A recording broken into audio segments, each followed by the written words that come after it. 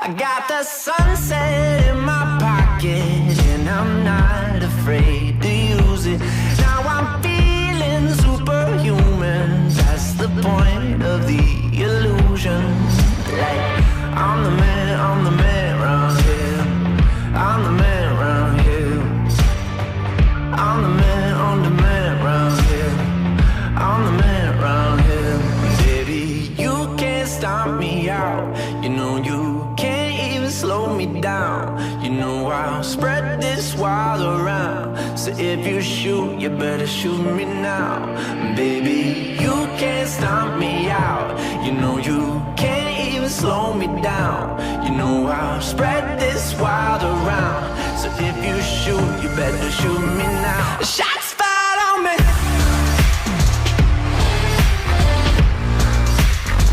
Shots fired on me. Can't stop me out. You can't stop me out. Shots fired on me.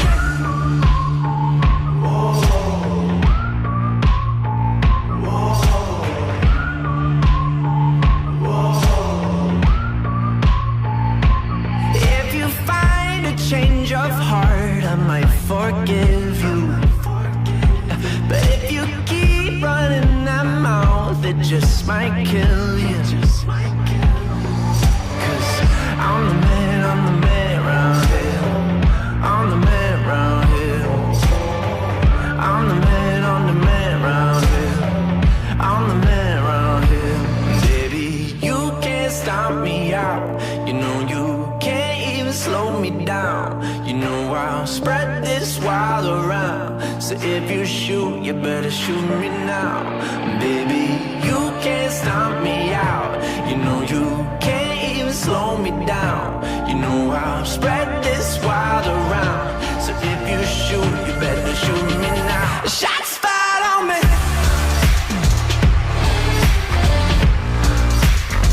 Shots fired on me.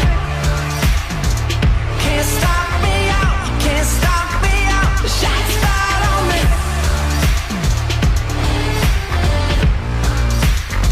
Shots fired on me. Can't stop me out. You can't stop me out. No, no.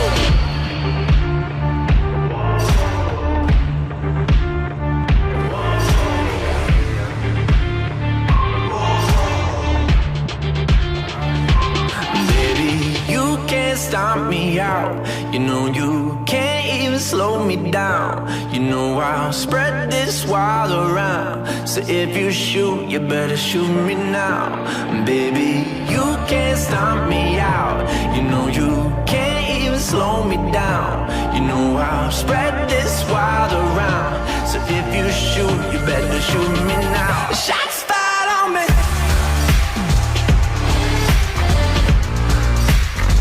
Shots fired on me. Can't stop me out. You can't stop me out. Shots fired on me.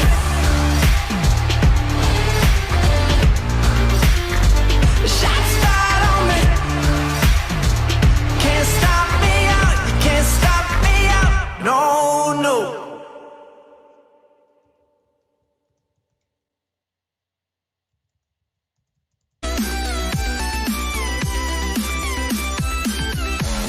Welcome to the Dire Wolf Show, where we believe that America is exceptional and that our constitutional rights should never be infringed. I am Dire Wolf.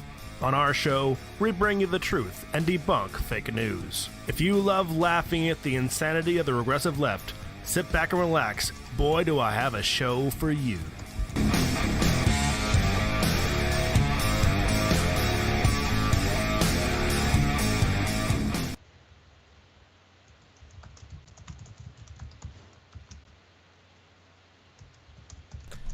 Well, I gave you that great countdown while my mic was muted, Dire. So you are live 5 seconds ago. And I actually nailed the timing that time, but nobody heard me. So you'll just have to take my word for it. If no one hears a fox in the forest, did he really count it in right? No. Yes he did. He was definitely soft and fluffy. Yes, of course. He did grow in a tree. So welcome back, Wolfpack Chief Erection Insider Dire Wolf here for our weekly news recap behind Emmy Lions on YouTube, where speech is not free and the truth is demonetized. Alongside me is my co-Erection Insider, Fox Trevize. How you doing, buddy? Pretty good.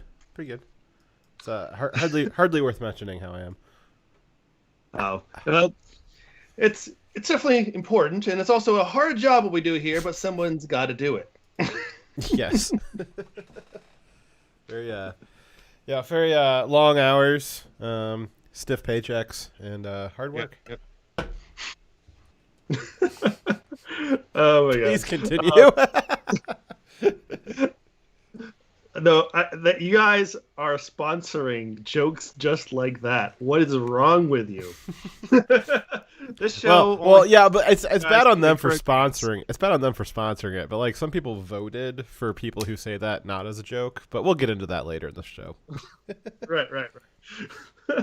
I mean, we actually were on the cutting edge of news coverage because we were giving erection night updates like before anyone else was, before it was even a thing.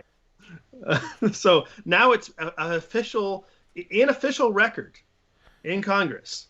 Howitzer, we work the hardest, and it requires the stiffest drinks to get us through this. But Exactly. we'll prevail. We'll go to any lengths for you guys. Yes. All right. So a special thank you to Kaylet, Ori Main, Nathan, Cameron, Tetris Freak, Slowpoke, Thundra Erican, White Lion, and Timberwolf. You guys know this is all your fault. For everyone else who wants to also be culpable in this endeavor, please like, share, subscribe, and feel free to donate to us financially. So our first funny opening. Let's see it.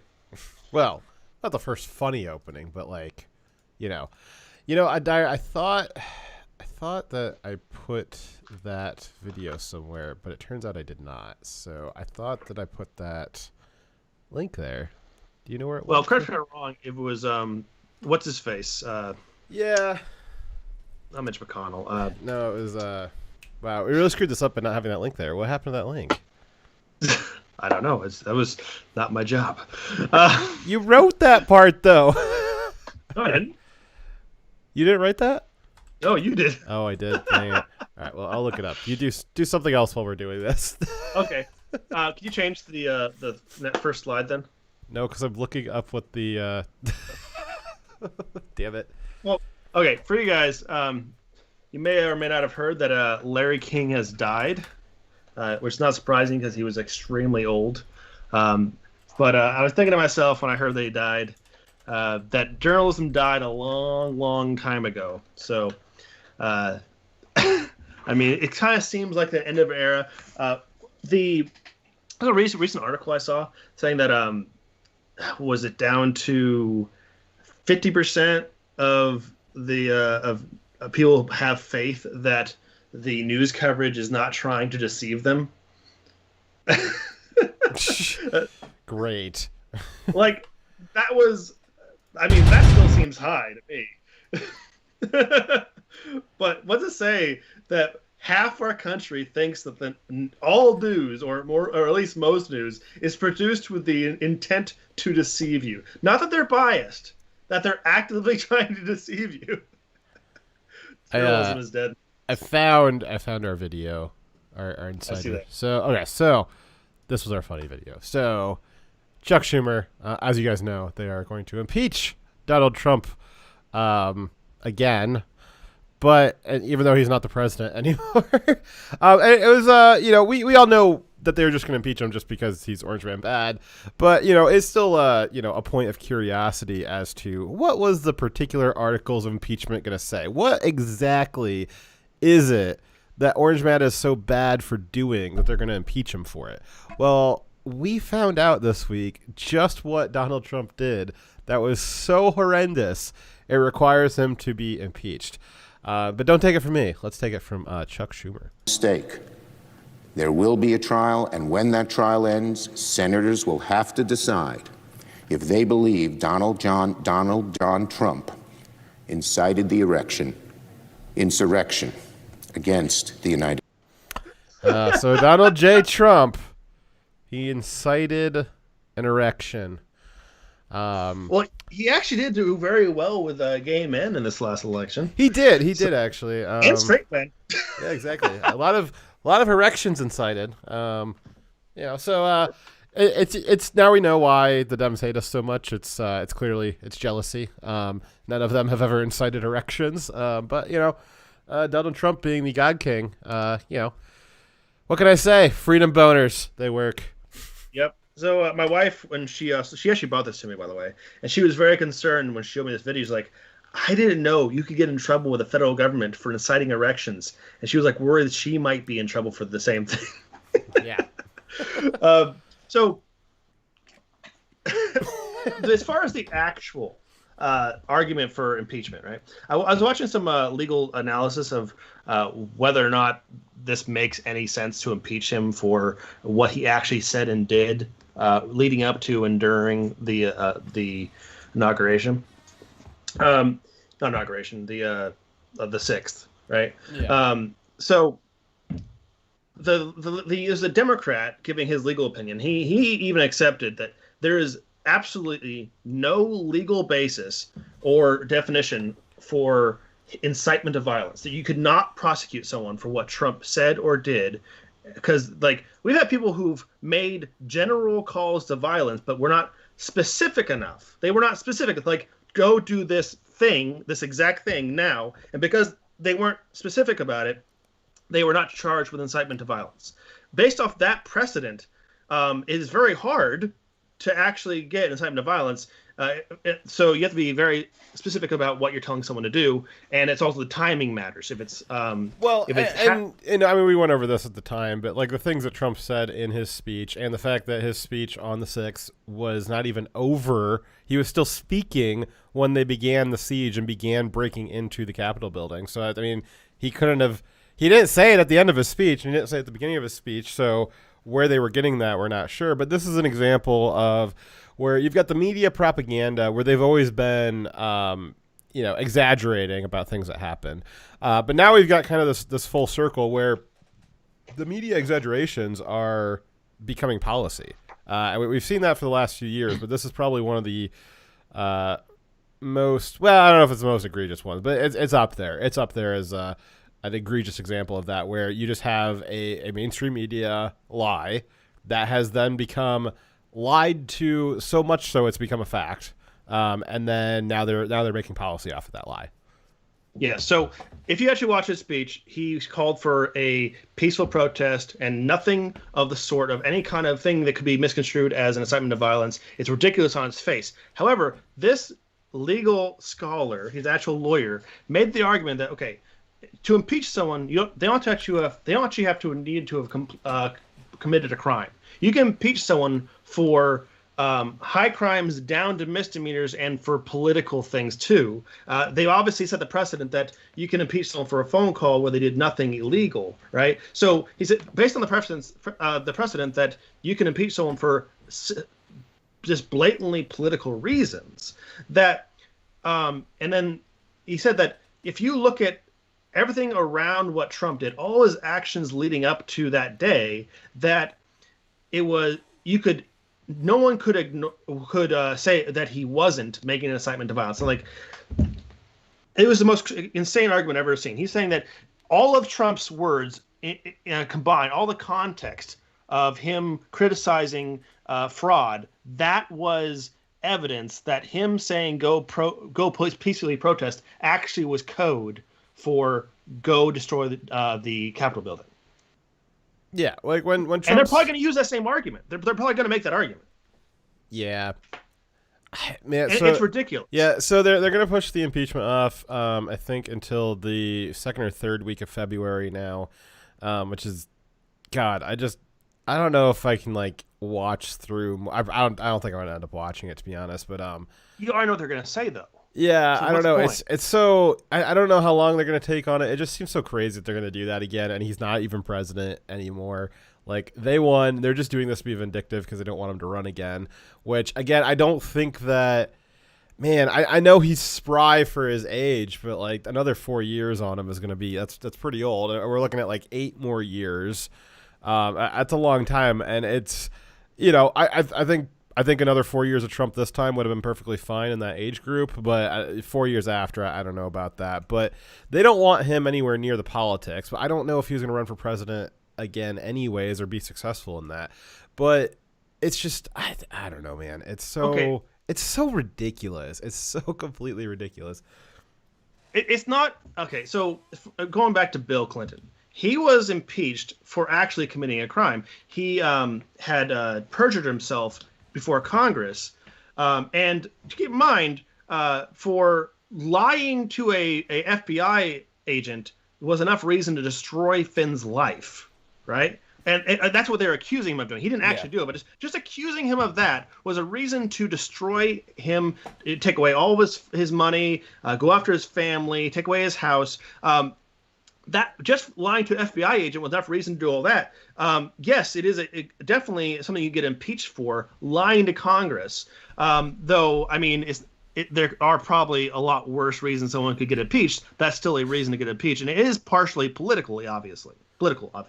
Yes. But this is a completely ridiculous, baseless accusation, and the real reason why they're impeaching him is not because of anything he actually did in relation to what they're accusing him. It's because they want to destroy him because he opposed them and their power. That's the only reason. Well, enough of Trump. We've got we since the last time we met, guys. We are now under a new regime. This is the last time we spoke to you guys. So what do we got? Oh, you got a different story in here. You kind of broke the flow with this one. Do you want to move this one to the end? Do you we did. Okay. No, we do the end. Okay. We'll skip over that one for now. Okay. So we'll just go back and forth on this one. Let me. Why don't you go first? I'll move this one to the end. So we're going to go over all the executive orders that Biden did on day 1 and day 2 of his presidency, because he promised to do a hell of a lot of things on day 1. He did 17 total executive orders, most of which were to undo Trump-era executive orders. So we're going to go through each of those things that were important, notable executive orders to kind of show you what he's already done on day 1 and 2. The first executive order was to prevent the first one is, we're titling it "A Pervert's Paradise." Joe Biden noted pervert signs dictate that other pervs should be allowed in little girls' changing rooms whenever they want. Can you please explain upon this, since I didn't write that one? I thought you knew about this. Okay, so I didn't write it. Yeah, this is a outline there. Don't read that verbatim. Jesus. Okay, so Joe Biden, one of the first acts that he did was to sign a bill that mandates that all federally funded schools at all levels, so that'd be, daycare, preschool, kindergarten through high school, college, all of that great, lovely education system that we have in America, all of them that have received federal dollars, to continue receiving federal dollars, are required to allow by gender identity, by self-identity, any gender into any other bathroom. So if you are a boy who wants to go in the girls' locker room, all you got to say is, "I feel like a girl today." And there you go. Or if you're pervy old man like Joe Biden is, and you decide that you want to be a girl for the day, then you can also go into the little girl's changing room. It's really no secret that Joe Biden is a pervert. One might start calling him a pedophile, though it seems that he dances on the edge. I think it's typically the definition of a pedophile kind of implies sexual relations, which I don't think there's any evidence of that. But certainly Joe Biden likes to get touchy-feely with small girls. Definitely a pervy old man. Definitely a pervert. And this was the same executive order that required that no sport have gender restrictions as well, right? Yeah. So also sports. Yes, thank you for reminding me of that. So being the pervy old man that he is, the very first thing that he does is create basically a carve out for other pervy old men to go into little girls' changing rooms. And who complained the most about this change in policy? Mothers, liberal feminists. Yeah. So the last time when this was done under Obama, the people who came out who were the aggrieved parties, the ones who were being affected by this, were kids, girls in school who did not feel safe going into the women's bathroom because there was boys going into the women's bathroom claiming to be girls, and it made them feel unsafe. And there was also, going back to the sports thing, there was girls who simply could not compete against a fit male who was competing in female sports claiming to be a female.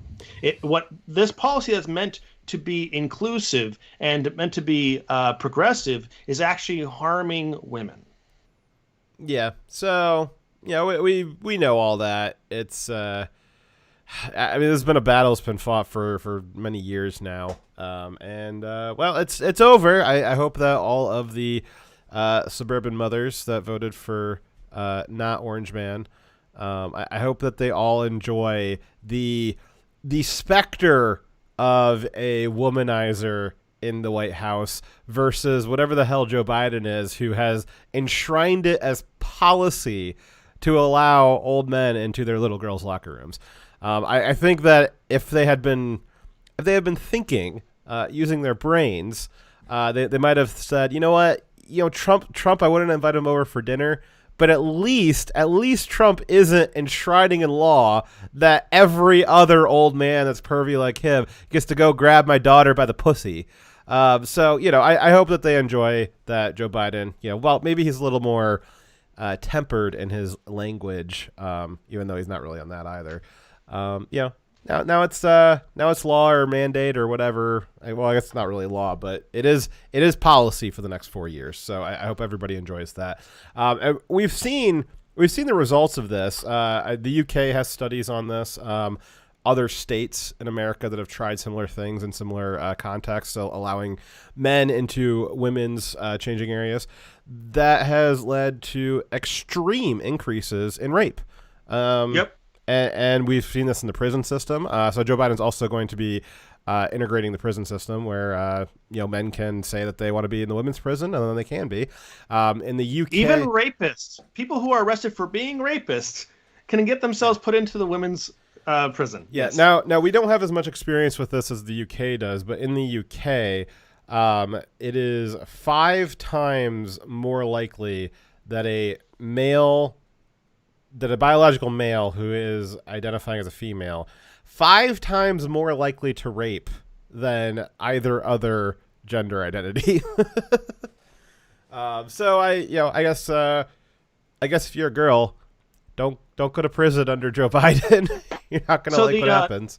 What happens as a result of this kind of policy, where you say that you can't restrict someone or a certain gender identity from being in any either gender bathroom, is places respond to that by making unisex single person bathrooms to allow people to have protection while also not discriminating, is the way they call it discrimination, but it's not really a negative type of discrimination. And what that results in is companies having a huge expense of having to change their facilities to accommodate more single-use bathrooms. And it's a huge expense that actually is prohibitive to small businesses who don't already have their setup like that. And you can actually, this policy here, though it's not a strictly economic policy, can have a huge negative economic effect. I don't know if the economy is really of Joe Biden's concern anymore, but it's just one more a grain of rice on the heap that's killing small businesses in America right now. Yeah. So you brought up Be that gone they're from me, for soy sports. boy beta cock. The transaction is complete. Wow. Slowpoke gave us a super chat for $10 that I know for sure is supposed to autoplay, but just reading it, I can understand why it did not autoplay. But thank you very much, Slowpoke. Thank you for the $10. We appreciate it. Man, you're having a hell of a night tonight. Well, I've never seen it where it just doesn't read the whole thing. I have. That's impressive. Good job. Jesus. Tell us how you really feel. So, so sports. So, some of the primary things that we're seeing out of this is allowing men into all grade levels, boys and men of all ages into all grade level schools, into the female bathrooms, allowing men and boys of all ages to participate in female athletics at all school levels. And then prisons, they want to have that with prisons where immediately if you are a man, you want to identify as a woman, you can go to the women's prison. And as is typical, as what we've normally seen in this, is that it's always pervy men trying to infiltrate women's spaces, not usually the other way around. Nobody's really that concerned if women want to try to get into men's sports. They're certainly welcome to try. Things like football. It's funny, the left will always pretend like like football and baseball are segregated. They're really not. Typically, your high school is only going to have one team, and women are perfectly allowed to welcome to come try out. Same thing for there's no mandate on the national level for like your state teams or your city teams or whatever. For baseball and football, that it's men only. Women are allowed to try out; they just don't make it in. But it's never the other way around. But what we do see is that you've got people like Fallon Fox, absolutely at the top of his game in women's MMA, breaking orbitals right and left, literally, and just absolutely. Almost murdering. He's come very close to murdering other women in the octagon. And that's what you see. You see this in high school sports. You've got men going out, no attempt to try to transition at all, going and just dominating women's track and field, and then going and getting all the scholarships. So, that's I don't have kids. Dyer has a few. That's a battle that you can fight. For me, I think we've all put our effort into that. Biden was elected by suburban families. That is where he got a lot of votes from. This is clearly what they wanted. So, who am I to argue with that? If that's what they want, that's what they want. Yeah. And this is coming from the administration and the party that says that they're the party of the science, right? But yet they deny the science that there is a very real and measurable difference between men and women, and that no amount of surgery will turn one into the other. Not that someone should not be allowed to have that surgery if they Why would you do that? Of sane mind. Oh my God, what was that? This is Eter Lupus has donated $5. Thank you. I came in late to the stream. Figured I'd give some support at least. Did I miss anything? Thank you very much for popping in. You probably missed the start of it because we didn't get started on DLive until a little bit late in the game. You missed some terrible jokes, basically. Yeah, some awful jokes. You missed me not having the right slides up, and then not having a video ready about jokes about inciting erections. Well, actually, not really jokes. Here, I'll just replay this video just for you because you gave $5. This is the key thing that you missed, and then a bunch of jokes about it. There will be a trial, and when that trial ends, senators will have to decide if they believe Donald John Trump incited the erection. There you have it. Donald John Trump is guilty. Trump is guilty. He is being impeached for inciting erections. Official. Yeah, that's right. Official record. It is what it is. Okay, so everything they say at that podium is reserved for all time. That better fucking be on the record. That better be on the record.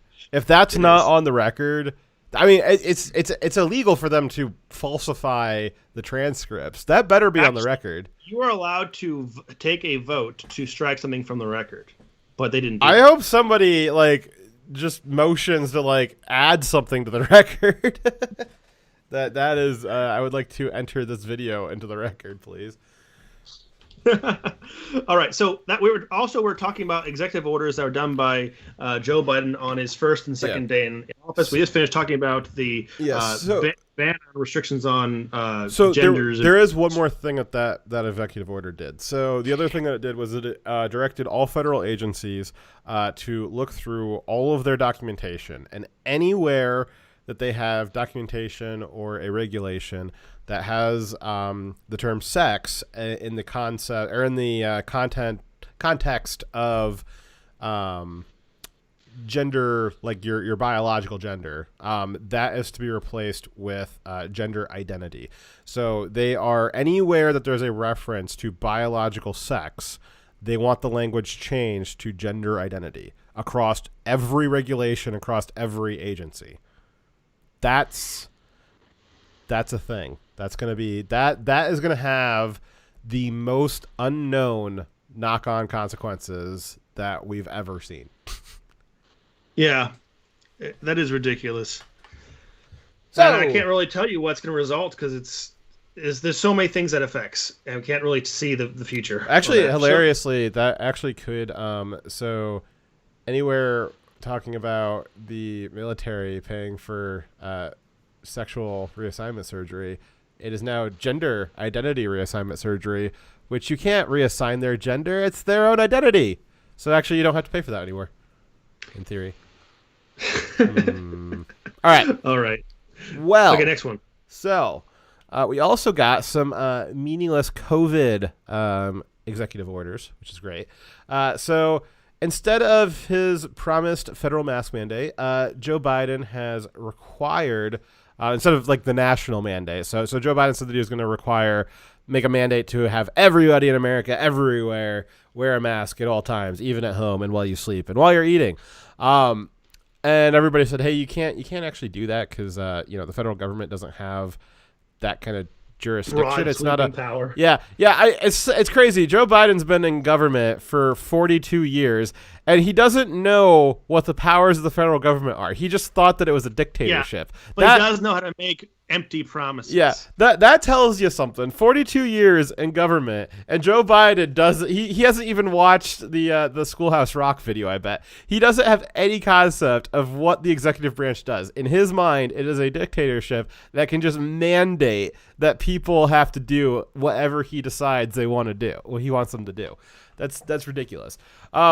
So instead of doing that, because he actually can't, he can mandate that all federal buildings and properties, that if you're on the property, you have to have a mask on at all times, which is really great, Joe Biden, because that was already in place. It was already in place that if you were in public buildings, you had to have masks on.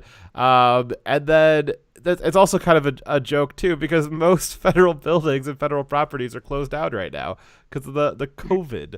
Yeah, so for what federal buildings are not shut down because of COVID or not shut down because they're burned by Antifa, the buildings that remain, the vast majority of them already required 100% mask usage by people in those buildings. So really, this executive order did nothing. It was just to say he did something. Yes.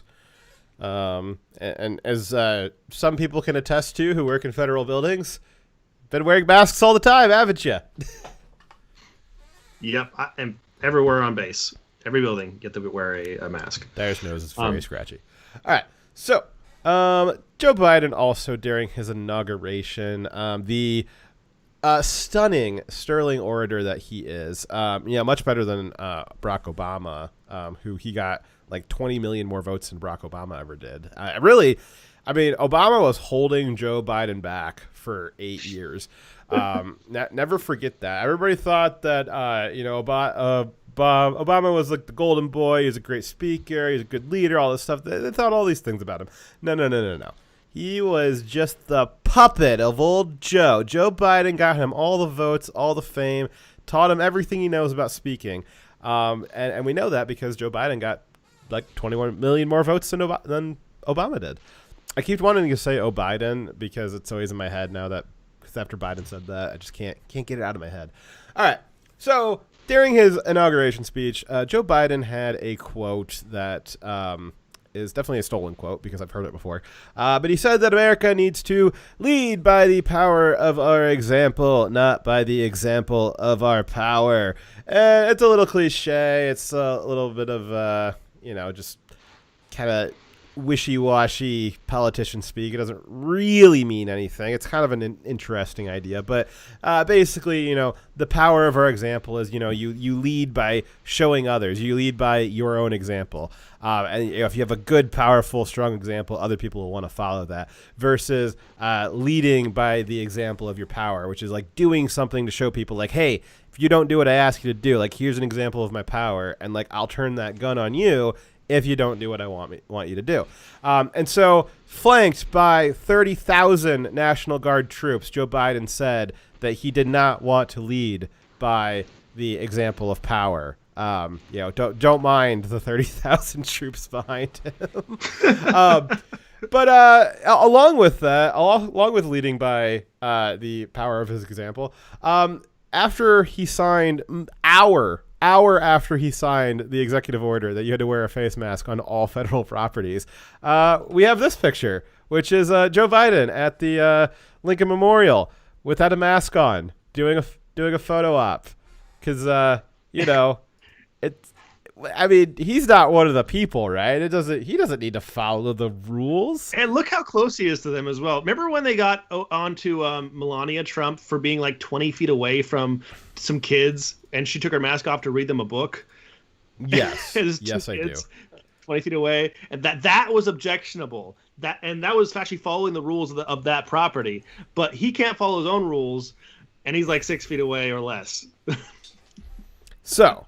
When asked about it, we got some. So this was night one. Night one, we had Biden creating new sweeping laws from thin air that he immediately proceeded to not follow. Great. So the next day, we got to see his new press secretary. We've unfortunately lost the beautiful, stunning, also brave, Kayleigh McEnany, who was a gorgeous example of everything that American woman should be. But, we lost her. We now have this new broad. I don't know what her name is, though I can say that red is not her color due to the red hair. She also has no soul. And beady eyes. But we'll, and the reason why I say that is because now that the Bidens are in the office, fashion is very important. We've had countless media articles the last 3 days about fashion choices of the Bidens and, what's the color scheme for the airplanes going to be and what kind of shoes is Kamala wearing. So fashion's very important. We'll get in the mix in that a little bit, and I'll just point out that, definitely red is not her color. And I'm gay, so you can believe me. But this is her very first day one, asked a question that she should have expected, which is, why was Joe Biden not wearing a mask after he mandated that everybody else wear a mask on federal property? Here's how she answered. And you'll see right away that this is definitely not Kayleigh McEnany.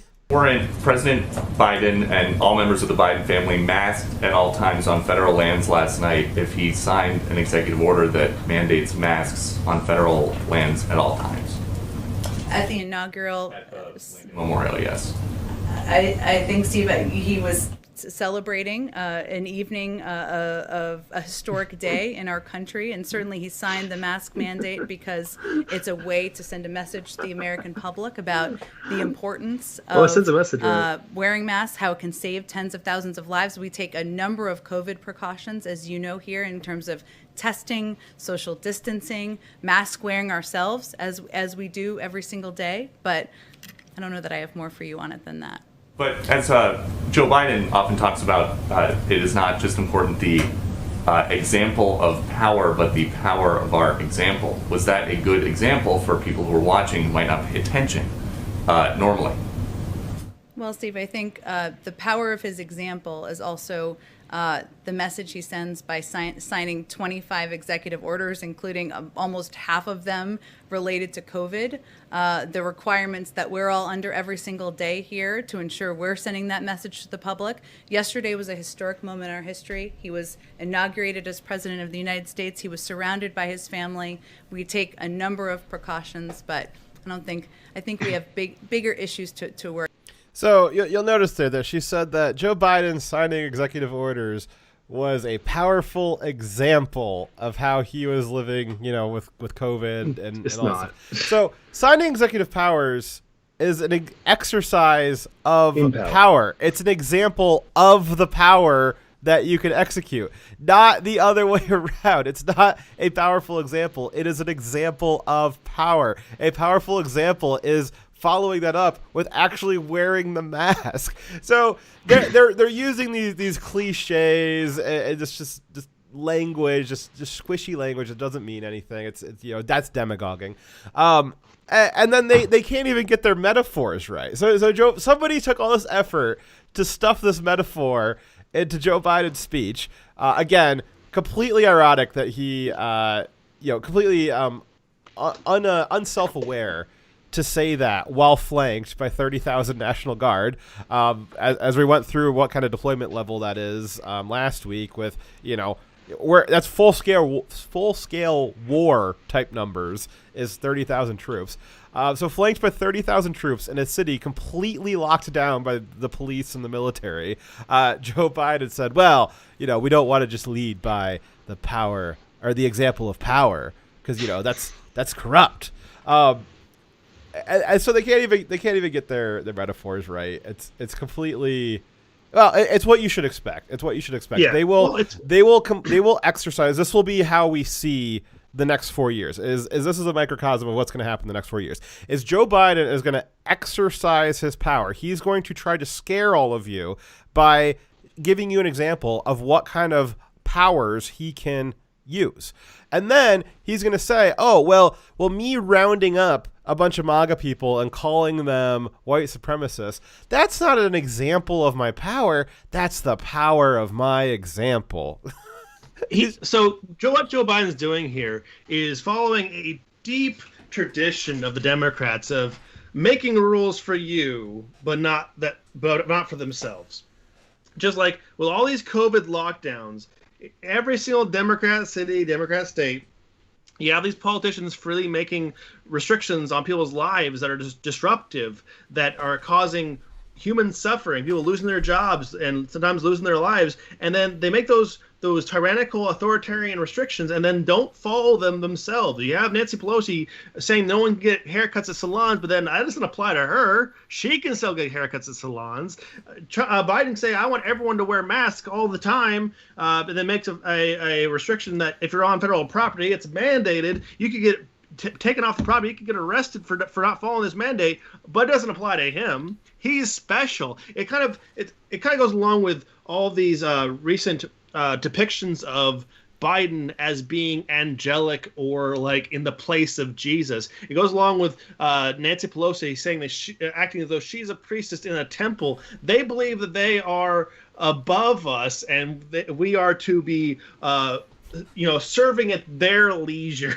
Well, and it goes along with the Democrat and really leftism at large around the world. This idea that the common man, the commoner, is not smart enough to be able to take care of him or herself. It is, we are all intellectual midgets compared to the Marxists, who are so much smarter and more intelligent and sometimes more attractive than all of us. And they really just need to. We'd be better off if we just let them run our lives. We're not smart enough to realize that in a wide open space on our own, you know what, maybe I can make my own decision that I don't think I need a mask in that situation. No, Joe Biden is smart enough to make that determination himself. He's able to, look at the situation, evaluate it critically, and then come to a conclusion about what he wants to do with himself, because he's smarter than you. Now, you plebs, you're not smart enough to make those decisions on your own, so you just need to wear a mask at all times because you can't be trusted. And that's how the Democrats, that's how the leftists typically see society. They want government to be your parents. That's one of the reasons why they attack the nuclear family so much. But the reason why the parent is what the government tries to replace is because they want to replace that control where you're perpetually in childhood, perpetually looking to them for advice and restraint and guidance on what it is that you need to be doing. And when you get out of line, well, like any good parent would, they will make sure to guide you back onto the correct course because you're an infant. You're an infant. You cannot make decisions on your own. I'm fairly sure Fox, as well as I, and probably most of you, in other contexts, would not give a shit if he was not wearing a mask. It's only a problem because he's the one mandating it and putting punishments behind not following that mandate. We have had people who have been arrested for not following these lockdown restrictions. We've had people who've been had hundreds of thousands of dollars in fines taken from them because they didn't follow these restrictions. The fact that they are flaunting that they will not follow those same restrictions for which they are destroying other people's lives for not following makes this an important story. Not because I give a fuck that he's not wearing a mask. Yeah, and we saw this all the way back with Fauci too. Fauci early on, he went to a baseball game, he threw an opening pitch, and then he was caught not wearing a mask because he thought he wasn't on camera anymore. And then he was asked about it. He goes, "Well, I made that determination myself that I thought we were at open air enough, and I had been around these people enough that I don't think that we needed the mask because I'm smart enough to make that decision on my own." Even though he had just gotten done explaining why the rest of America isn't smart enough to have that self-actualization. Right. Slowpoke's laughing at me saying intellectual midget. I bet you that there probably are really smart midgets out there, and I bet you they're offended by that comment because it's usually implying that you're dumb, but I'm sure that there's actual dwarfs that are very smart, and they're probably offended by that term. Yeah, it doesn't make their brain smaller, it makes their body smaller. Yeah. So the next part of it is the same executive order was that Biden intentionally created more government bloat. So here's how he did that. He restored the Global Health Security and Biodefense Directorate of the NSC, National Security Council, National Security Council, which was created. This particular directorate was only made in 2014 by the Obama administration, and then 4 years later, that directorate was dissolved in 2018 by Trump. But when it was dissolved, this organization whose job is to help America be prepared for the next coming pandemic, he didn't do away with the employees and the experience and the assets. What he did was he took three different organizations, three different directorates that are part of the NSC, and combined them because they had overlapping responsibility and employee skills and requirements. So I could have all the things they're doing, but with fewer people, and also be working closer together and in more unison. They'd be more efficient in what they're doing if they were all part of one organization, right? So Trump was criticized heavily by the Democrats, saying, "Oh, he destroyed the organization that protects us from pandemics, and then a pandemic happened, and that's why people are dying." That's not true. It was completely a lie from beginning to end. A lot of the same employees are still working in the NSC right now for a different directorate doing the same exact job as they were doing before, just more efficiently. Now, what Biden did was restore that separation, made a separate directorate with more employees that's now separated. So now there's going to be less efficiency because those people who have overlapping jobs are no longer working together. He's created more bloat and less efficiency. And I also want to point out this directorate that was set up by Obama actually failed miserably in preparing for a pandemic and had actually emptied a lot of the funds that were available and did not replace them. They had emptied out the actual physical stockpiles as well, probably because of that inefficiency. When you've got three agencies all doing the same overlapping task, when you've got something that needs to be done, they tend to finger point, well, that's not my agency's responsibility. There's two other agencies here with me. One of them can do it. And then they all point their fingers at each other, and then none of them end up doing anything, such as you just described as refilling the stockpile. When we figured that out pretty early on in COVID, when there was no masks or hospital personal protective equipment or anything like that, because the national stockpiles had been dwindled down to 5% of their capacity. And they were full at one time, but under the Obama administration, those were depleted during the Ebola scare, and then they were just never replenished. And I'm guessing if you ever investigated that, I bet you would find that this little trifecta of agencies, I bet you one of them was supposed to take care of refilling that stockpile, and they just never did because they thought it would belong to a different agency. And they And probably this just particular finger-pointed. organization, this directorate actually received their requested budget for all the years under Trump. They got the money that they requested. So that means that they did not actually allocate. They did not request money to refill these stockpiles, or if they had intended to, they used the money for other purposes.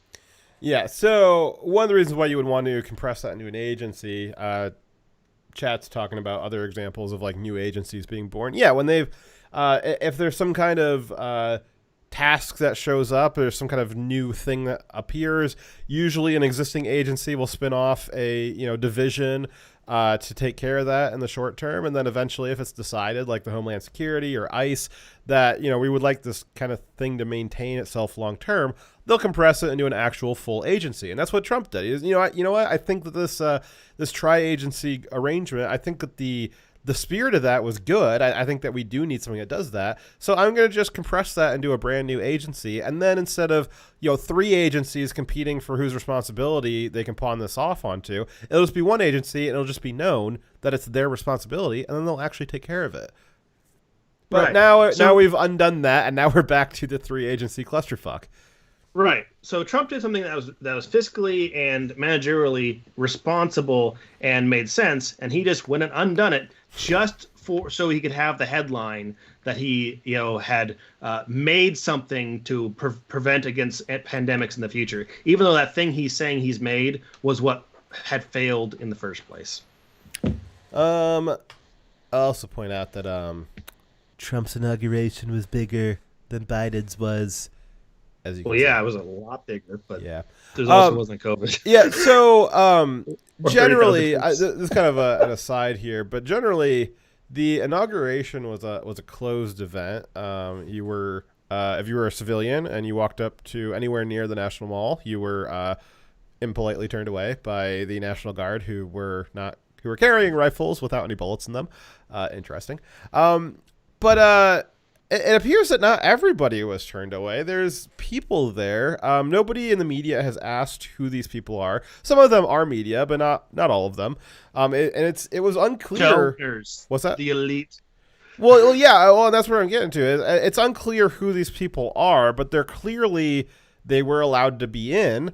And actually, I'm noticing now that almost all of them have blue blankets on their laps, and that looks like probably blankets that were handed out by the federal government. So I'm sure you got to pay for everybody to get blankets. But I wonder. It's curious who these people are, because the general public was not invited to this, and that kind of it's understandable. There's reasons why. Being facetious and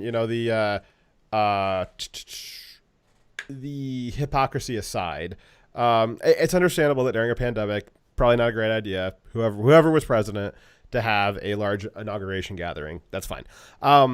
But it does say something about what we can expect with the Biden presidency, that the American people, for the first time ever, were not there to see the transition of power.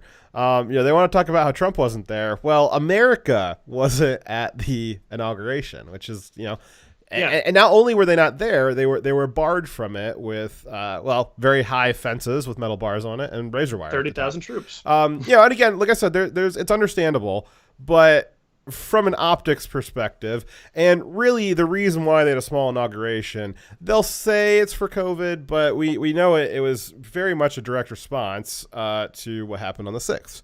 It also shows their priorities, right? Yes. So when Trump has had rallies and such, he was able to have the COVID restrictions while still making sure that he was able to go to the American people. If Biden really wanted to, have the American people brought in, he could have vetted and brought in actual Americans to be a part of the inauguration, to view the inauguration. Instead, what it looks like has happened here is Biden made Fort Knox out of the Capitol and then brought in a party for just the elites and donors and kept America out.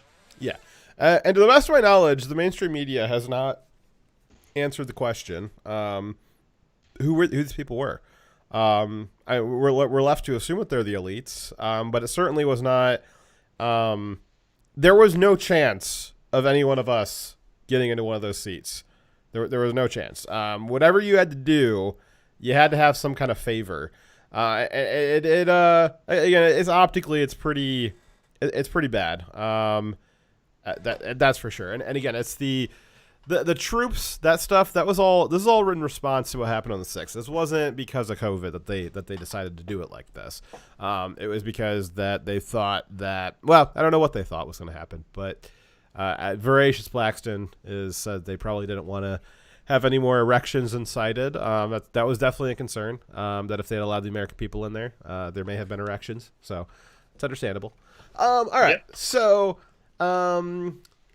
other than that, we had more executive orders. We had a bunch of immigration-related executive orders, which was really great. There was an executive order requesting Congress to enact legislation to provide permanent status and a path to citizenship for DACA recipients and immigrants. DACA is again those dreamers who there's small dreaming children who are as young as 45 now. It's those young children of 45. We need to find them a path to citizenship and DACA and all that stuff, which I think that their path to citizenship should be the same as the route that a lot of other immigrants take, which is service in the military.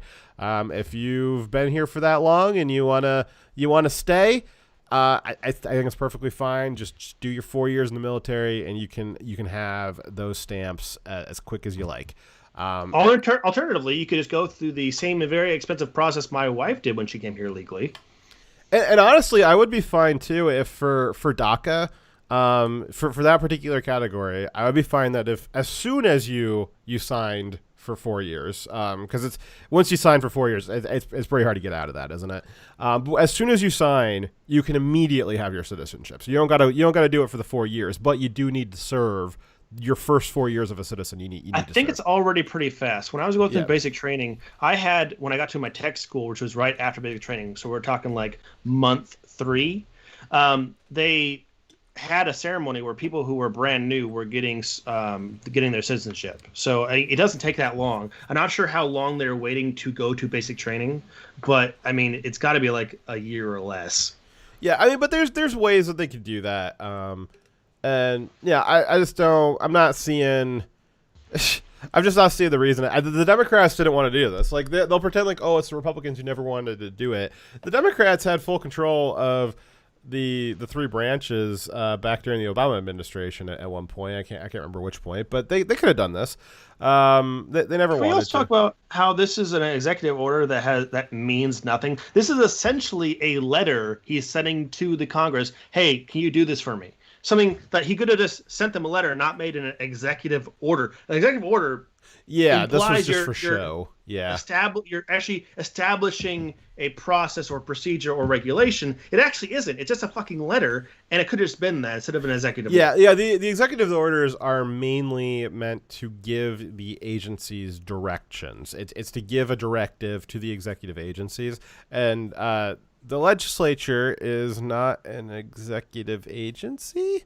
So it doesn't necessarily make sense to. I mean, this is something that he could have just done in a speech. He could have just done a White House press conference from the Rose Garden saying, do a 10-minute speech. I'm calling on Congress to do this legislation, and here's why I would like it. Like, it being an executive order is just, I mean, at that point it's just like, well, like put your breakfast order as an executive order. Like, I would like eggs and toast. And two scoops of bacon. He's clearly just trying to up the number of executive orders he claimed he did on day one. That's what this was. Yeah. So and it's also, this kind of goes at, Obama said, well, I can't do DACA reform through an executive order. And this is Joe Biden, who's like, hold my beer. I'm going to do it, except for I'm also not going to do it for real, but I'm going to like show you up that I can do it with an executive order. I'm just not going to actually do it. And the news is going to run articles saying, day 1, Joe Biden passes DACA reform executive order.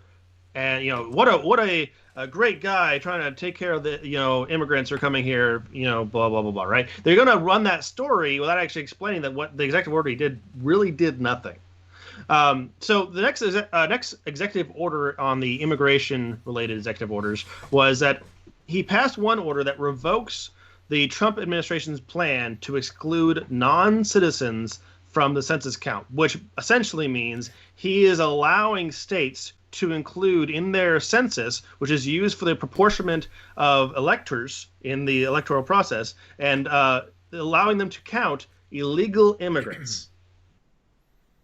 So if your state brings in lots of illegal immigrants, it will get a higher population percentage of the total, and then get more electoral votes, and also more members in Congress. And if it collapses your state budget, well, that's no problem because you got more members in Congress. They'll just vote to bail your state out. It's a great plan. Exactly. So California has a huge, one of the largest number of Senate seats. Was it 50-something, right? So they have a lot of sway in pushing the vote towards bailing out their own state, which is suffering from the cost of bringing all those illegal immigrants. They should make I would like a city or a state to become an IRS sanctuary zone, where the IRS is not allowed to enter that zone. Either their SWAT teams or any of their legislation, or all the things that they could do to you, like doing like liens and stuff in your bank account, having banks that are IRS sanctuaries. Maybe some states should try that. Instead of paying for all the crap that the states like California do. Just a thought. Think how absurd this is, though. Like, imagine going to China. You know, the Democrats, they love China, right? Mm-hmm. And imagine saying that they could apportion people to determine what's going on in the laws in their country based off of illegal immigrants, what they want, right? That they would give power in their government to a constituency of illegal immigrants. Can you imagine that happening? Yes. I think somebody's murdering your child. No, they're playing in the background, hopefully. Well, I mean, it's like the idea that, Texas, that if, a state like, let's just say Pennsylvania, maybe Wisconsin, if they just had a rogue group take over their election system and very visibly conduct the election in a way that was open to fraudulent activity. If, for instance, that were to happen, it's like saying that Texas has no vested interest in its, membership to the union, that its sibling member states are conducting their elections freely and fairly. That actually happened. Oh, damn. That's crazy. Damn. Wow. States' rights, man. All right. Yeah, the state has the right to submit to the other states. That's about it. What was the other executive order? So there's another executive order that overturns a Trump executive order that pushed aggressive efforts to find and deport unauthorized immigrants, also known as illegals. This included a 100-day pause on deportation. So Joe Biden has paused deportations for 100 days. I have to sneeze. Okay, so to make it even worse, we have some slides showing excerpts of an email that went out to Texas immigration officials, telling them how to actually implement this executive order. And if you'll read along with me here, it says, as of midnight tonight, stop all removals. This includes Mexican bus runs, charter flights, and commercial removals until further notice. All cases are to be considered no significant likelihood of removal in the foreseeable future. So when they've got illegals in detention, they categorize them as to whether or not it's likely that they're going to be deported quickly, or if it's likely that they're not going to be deported. They will treat them differently, and they'll put them in different areas, and they will make different kind of provisions for them. Because if it's somebody who's going to end up staying, then there's different things that you want to prepare them for and all that stuff. So what the Biden administration has done is said that all of them need to be categorized, that none of them will ever be removed, that there's no reason that they'll ever be removed. So that's pretty bold. And then what's this one say, Dyer? It says release them all immediately. No sponsor available is not acceptable any longer. That means no matter what crime they were arrested for, that means if they committed a murder or they committed rape and they were arrested with the intent to deport them, whatever the reason is, violent assault, if they're currently in detention for awaiting deportation, they're to be released. That means that those kids who have no adult sponsor to actually take care of them, they are now mandating that those kids have to be released as well. They can have no one in detention. Everyone must be released. This is a horrible, idiotic policy that came out of came out of Biden's executive order. What, the day after it was signed? Yeah. So the main story on this is that Biden's executive order called for a 100-day pause. It didn't call for immediate release. So the way executive orders work, again, is it's a mandate to executive agencies onto what they would like them to do. So Biden gives an executive order of like, I want you to stop, I want you to do a pause for 100 days on deportations. And then somebody who's high up in ICE has to convert that into actionable orders for the boots on the ground for the rest of the agency. And the actionable orders that they gave were what we just read out, that stop all removals. Doesn't matter what it's for. Doesn't matter if you just caught them sneaking over the border yesterday, or if they just went on a 5-person murder spree. No more deportations for anybody. Everybody who was going to be deported, again, whether it was little mom and pop 2 days ago who were coming over the border, or it was a person who raped 3 people, or a known gang member, or a coyote. All of them. Oh, coyotes are good boys. All of them are, to be released immediately. Again, it doesn't matter if they don't have a sponsor. So if you got, criminals or people who can't take care of themselves or children, they don't need to have somebody that's gonna take them in. Like for instance, when your wife came, Dyer, I mean, it had to be part of the deal was that she was gonna be like you were her sponsor, like she was gonna be with you, right? Right. So like it can't just be that she was coming over here and just to do whatever. She would have had to apply a different way for that. So that's pretty common. And coming over here illegally, if you want to get out, you definitely need a sponsor. That's part of the deal. So doesn't matter what you did. And I think I think Trump said it best. They're not sending their best. We've got things like, there's a lot of different laws around this, there was an attempt at laws for people who have been criminal victims of illegal aliens. And, I think that we know what the result of this is going to be. You're going to see an extreme uptick in violence perpetrated against the American people by these new citizens. We've already seen, during the Obama administration that they did their best to hide the statistics where they were not racializing the statistics or putting citizenship metadata into the statistics, and so it was just crime. It wasn't particular crime. It was just crime. We're gonna see that now. One thing I guess I could hold out for is that if they do make all these people citizens, I guess that they might actually be subject to our laws against like raping and murdering, because as of right now, if you're an illegal alien and you rape and murder, there's very little consequences at this point for you. If you become a citizen, now there's some consequences, but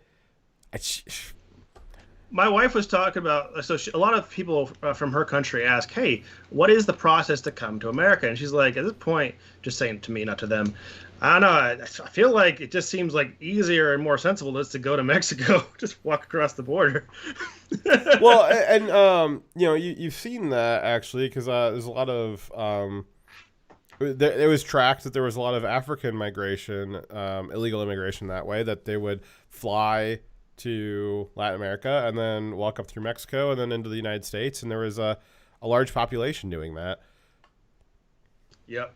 Just for the normal way of immigrating, rather than going through the very expensive process where they ask for evidence that you're not a terrorist. Yep. So another executive order that Trump That's not Trump. Wow. Biden passed on the topic of immigration was he ended the so-called Muslim ban that was done by Trump. Wasn't that the Obama Muslim ban?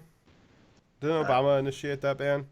Trump just continued it? So what Trump did was he used an existing power to restrict immigration from countries that could not actively and effectively prove with evidence someone's identity and background.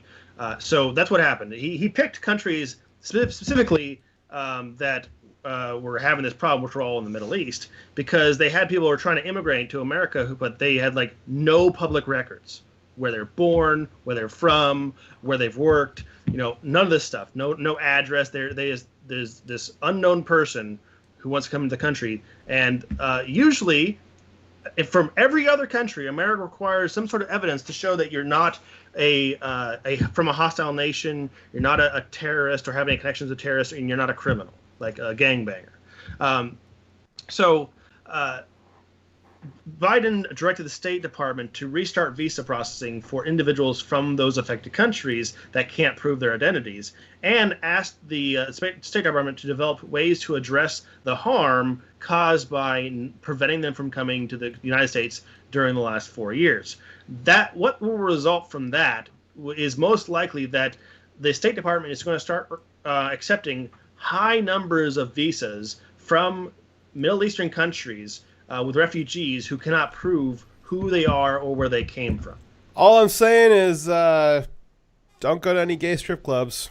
Yeah, so this gives a high opportunity for terrorists to get in. And the terrorists are hearing this being said. They know that the floodgates are being opened up. They know that there's an avenue to get militants into our country, and they will take advantage of it. They are organized. They are resourced. There's nothing stopping them from getting onto these lists of people and getting terrorists into our country through this process. Exactly what Trump was trying to prevent is what's going to happen.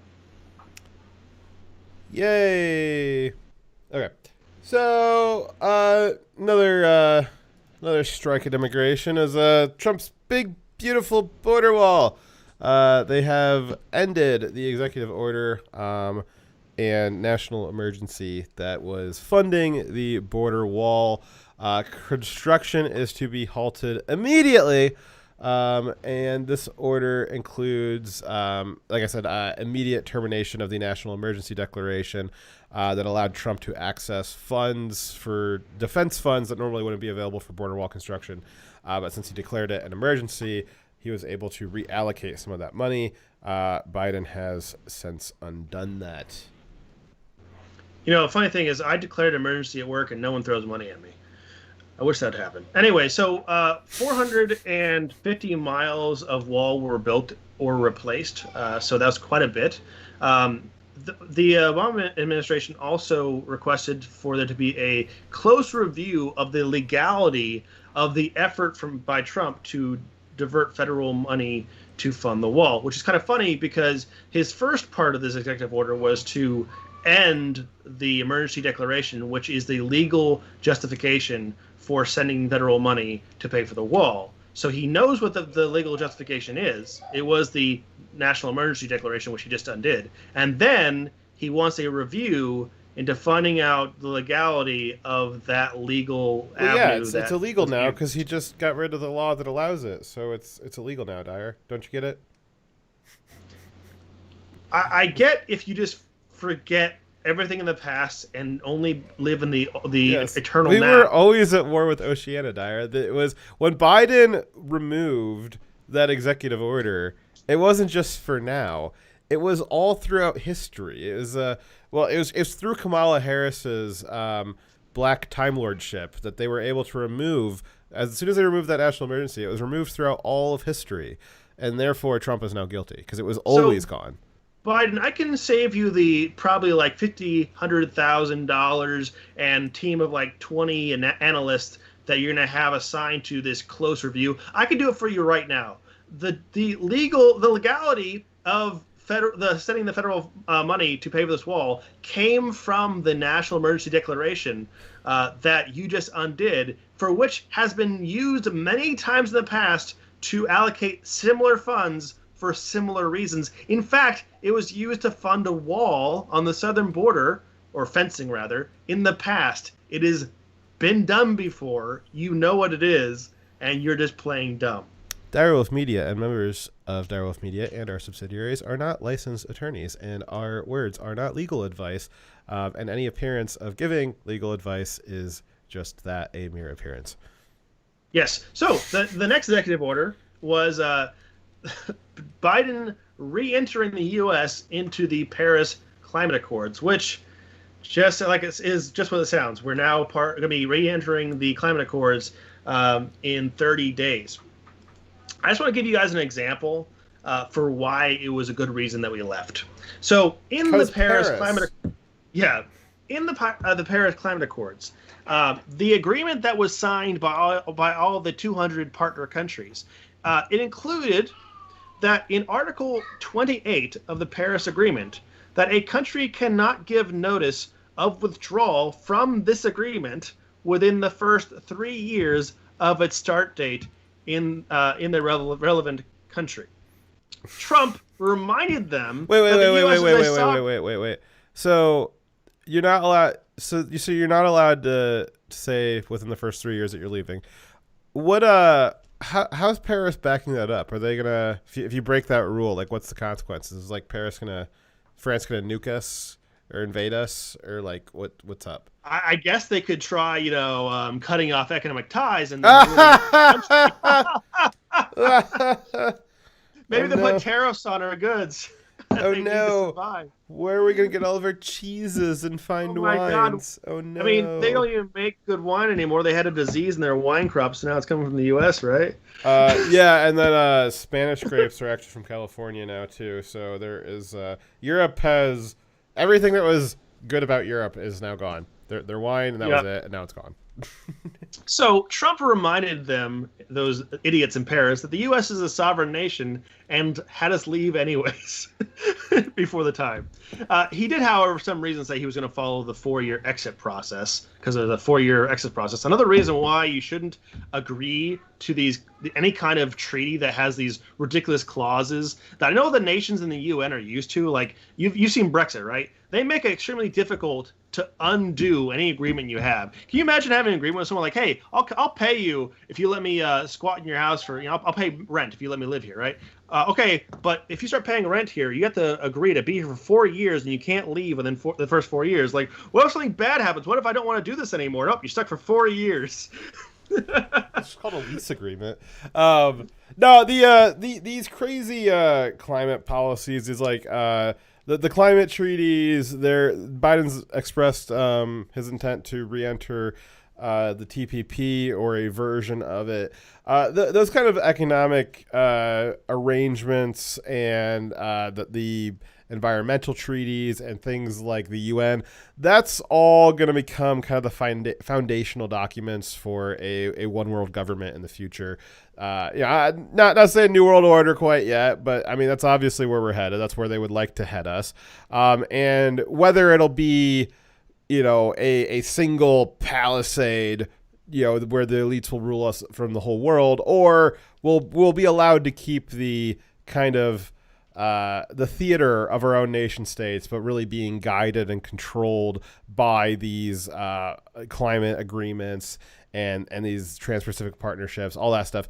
That remains to be decided, I guess. But these will be the kind of the foundational elements for how they rope all of us under one world control through all of these treaties. So just be like, well, you can't do that because you can't open up your small restaurant over there and have a pizza oven because the Paris Climate Accords say that you can't. And you're like, yeah, but I live in Northwest Nebraska. Why is the Paris Climate Accords affecting me? It's like, you know what? I don't really have time for questions, and then they'll cock their gun, and then they'll take you out back. So that's what we'll have. Let's be clear. The Paris Climate Accords and all of that is actually just the UN. All right. So it's the UN trying to slowly, incrementally exert power over other countries, including the US. That's why we have a UN-sponsored international legal body that seeks to put legal punishments on citizens from other countries. That's something that Trump said, that no U.S. citizen will ever be charged in an international court. We also have the international banking and other international groups, all that are created by the UN for the exact purpose of trying to exert authority and influence other countries. And if you get enough tendrils into restricting those nations, eventually they can be basically pulled in and become part of the UN. Is kind of the intent. You see how the EU works? They have the myth of their individual nations still. Like, their individual nations still have their governments, but their governments are really neutered from what they're allowed to do, and they're all subservient to the UN or to the EU, to the EU body. If you try leaving, they will punish you. Yeah. They'll try to destroy you in every way possible. I mean, Britain thought that they had a sovereign government, and then they tried to use their fisheries, right off their own coast. And it was like, well, you're not allowed to use that. It's like, well, what do you mean you're not allowed to use that? This is ours. Not anymore. You thought you're an independent nation. You're not. You're part of the EU. And that's what they would like to do to the whole world. And these climate agreements are 100% the method they're going to be using to get through that. So, again, not one world government tomorrow, not New World Order 2 years from now, but it's the goal. That's the part of the Great Reset and all that stuff. That's what they're working towards. So part of this, to reiterating the Paris Climate Accords, just to tell you what the Paris Climate Accords include, one part of it was that the U.S. has to pay $3 billion to the Green Climate Fund, which was made by the UN and currently is operating as a private industry that is funding climate projects in 170 different countries, including countries like Russia, developed nations that can fund their own fucking climate projects, but they're requesting U.S. money to do it. How do we get in on that? Yeah. So we don't have extra money. We are in debt. We are printing money just to pay our bills. We do not have $3 billion. We don't have a penny to give to anything except for, I guess, gender studies in other countries. Apparently, we can fund that. No, we don't. We can't fund that either. We need to not stop sending money overseas to build up other countries when our own country needs the money and investment. But Dyer, if we don't waste the money, how will the elites get power? I don't give a fuck about the elites. We have a huge job crisis. We don't have enough jobs for the people we have. We need to be investing locally, and we also need to take our troops out of the Middle East and stop wasting our money. Speaking of jobs, Joe Biden, also part of his executive order binge, he thought that coming into a self-made economic crisis, Joe Biden thought that the best way to start off his first day in office was to kill 10,000 jobs with the stroke of a pen by eliminating the Keystone Pipeline via executive order. So his order reversed multiple Trump-era environmental policies, including murdering 10,000 jobs directly related to the Keystone XL Valdez pipeline. And all the money that was invested into it. Like, they already laid all that pipe, did all that construction. Now it's not legal anymore. Do they have to remove it? I don't know. That'll be very interesting to find out. I bet you it causes more issues. Millions and millions of dollars of construction that has to be undone. I bet you they're just going to leave it there. Let's see. But they're not allowed to have it there. The permit was removed. I don't know. Okay, so I don't know, Dyer. Did you write any of this down? If you wrote it down, I'll read that part. But no, I just want to rant. Okay. Well, you could rant if you'd like. Okay, so the pipeline we know is going to move oil around, all that stuff. Right up, they were trying to say that it wasn't being started yet, but that's just verifiably false. That the pipeline was started. There is currently 10,000 people working directly on it. It is estimated. So killing off this project and they were ordered to immediately shut down. which a lot of this type of industry is contractors. And so if you have the project is just immediately shut down, then the contractors are immediately shut down. And again, it was 10,000 jobs that day were immediately removed. And then it's been estimated that more than 50,000 indirectly related jobs and potential future jobs related to the pipeline have been eliminated. And then all of the oil that this pipeline was going to carry still needs to get to where it was going. It's just that when it gets there, it's going to have been transported probably by tanker truck or by train, which generates carbon during the transport process, which a pipeline, a little bit of carbon to pump it, but not much. And then when it does get there to its final destination, because it was transported by road or by rail, it's going to be much more expensive than having taken the pipeline. So that $2 gas that we've been enjoying for so long, that's going to be over. Yep. So in an attempt to be better for the climate, their argument was, we're going to protect the climate by stopping this evil Keystone Pipeline. It is just it's a monster trying to destroy the country. And by doing that, we're going to send all this oil on a bunch of environmentally friendly trucks and trains. No, they're actually their policy is worse for the environment. Produces far more carbon than if they'd used the Keystone pipeline. Great. Ridiculous. But they're the administration that follows the science, right? Yep. They also gave Dyer an approximately 2,000% raise by raising the federal minimum wage to $15 an hour. I wish that was how I got paid. I don't get paid hourly, but I feel like he gets paid by the scalp. But yeah, so he had originally promised during his campaign that he was going to push for a national $15 an hour minimum wage, though he can't do that himself. And I think they'd be very, very destructive if he did do it. But he does control the salaries for federal employees, many of which who already make around $15 an hour. So this is not a huge change.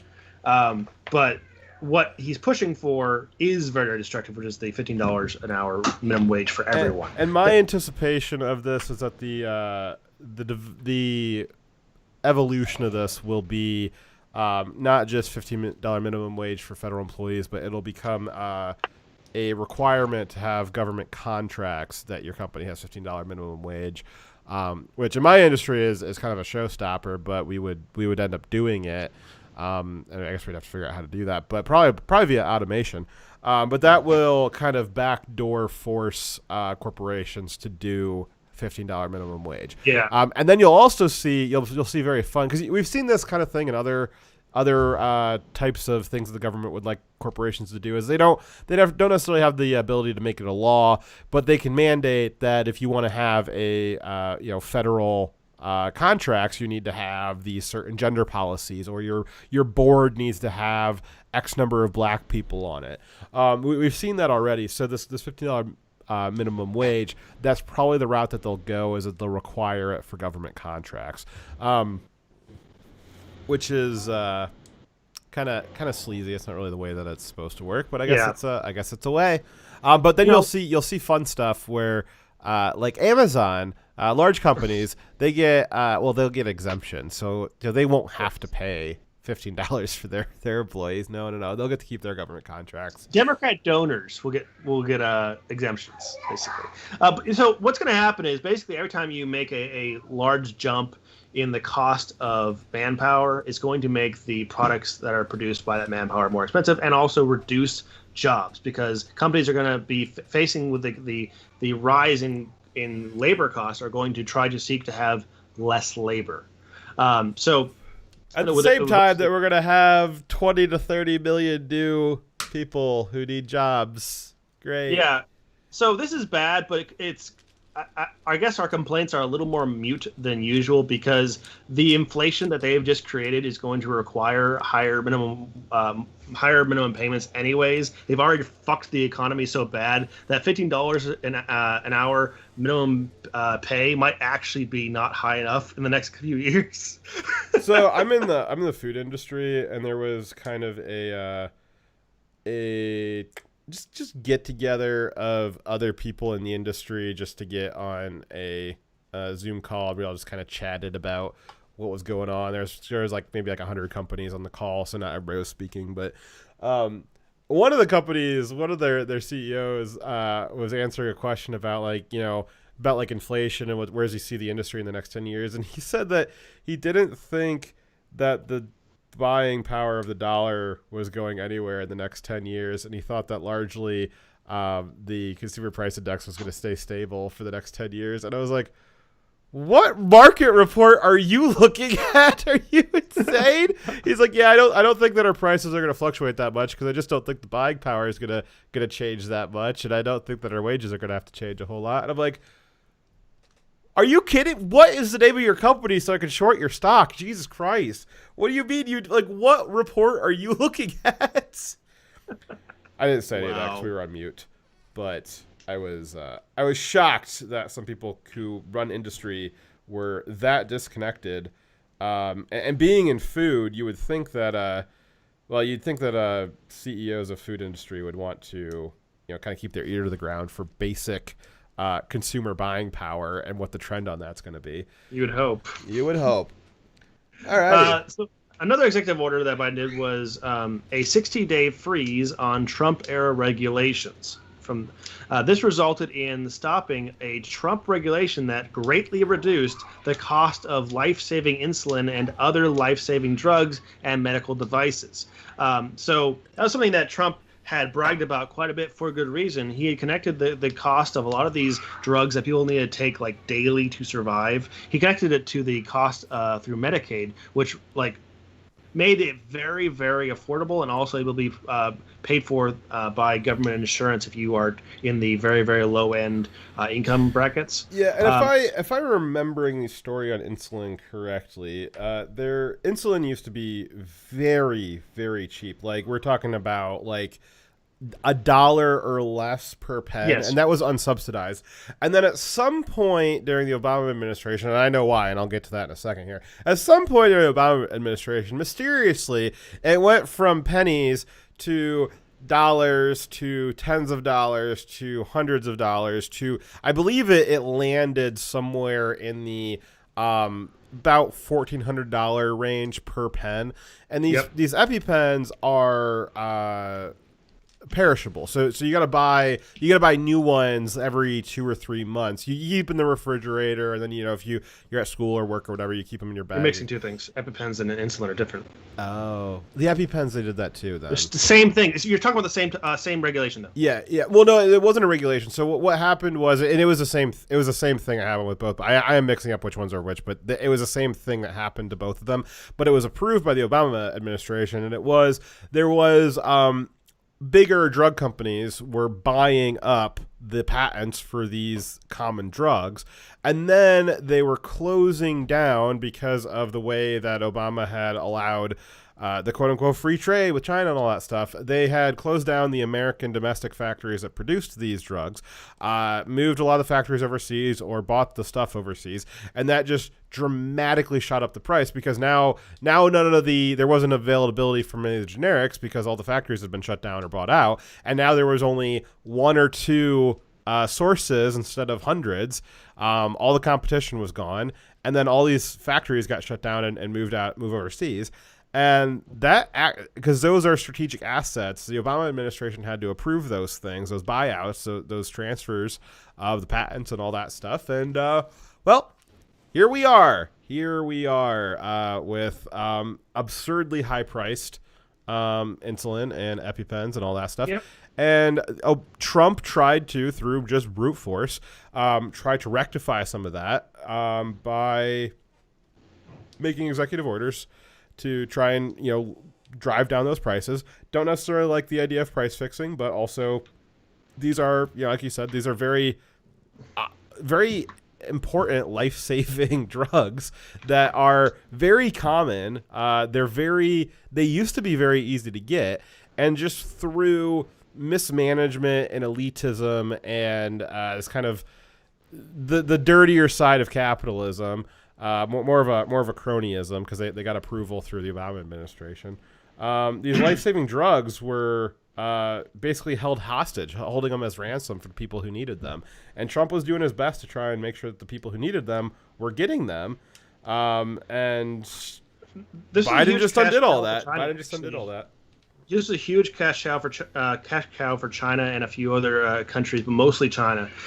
They basically were able to take away all their competition locally, so they were able to charge whatever they want. And then they brought the manufacturing back to China, where they had slave labor and cheap labor, and they were able to produce these drugs at an even cheaper rate and then sell it to us at exorbitant prices. They basically it resulted in a huge transfer of wealth from the U.S. to China, and also resulted in the death of a lot of Americans who found themselves unable to pay for these very necessary drugs. My niece is one of the ones who she got diabetes unexpectedly, early onset diabetes. She wasn't fat. We don't know what the cause was, but it's just type 1.